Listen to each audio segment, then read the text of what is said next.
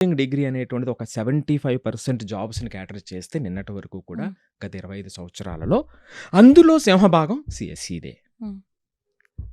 Right? So, దీంట్లో programming fundamentals, algorithms, operating systems, so, data basics, networking ఇవన్నీ cover అవుతాయండి. So, దీనివల్ల ఏమవుతుందంటే సీఎస్ఈ చేసిన స్టూడెంట్ ఏ డైరెక్షన్‌లో అయినా ఎళ్ళగలుగుతాడు. సో, ఇటుపక్క డెవలప్‌మెంట్‌కా, టెస్టింగ్‌కా, మేనేజ్‌మెంట్‌కా, డెవాప్స్‌కా, సో, ఇలా ఏదైనా తీసుకోండి. దేనికైనా సరే వీడు రెడీ అనేటువంటి ఓకే. ఓకే. ఓకే. శక్తినిచ్చేటువంటి కోర్సు సీఎస్ఈ. హ్మ్. అందుకే నిన్నటి వరకు అది రారాజుగా వెలిగింది. ఇప్పుడు వెలుగుతుంది. దానికి కొంత ఎడిషనల్‌గా స్ట్రెంగ్త్స్ కావాల్సొస్తే. కానీ 2026 డేటా ఏం చెబుతుంది? హ్మ్. ఓకే. CSE okay. గుడ్.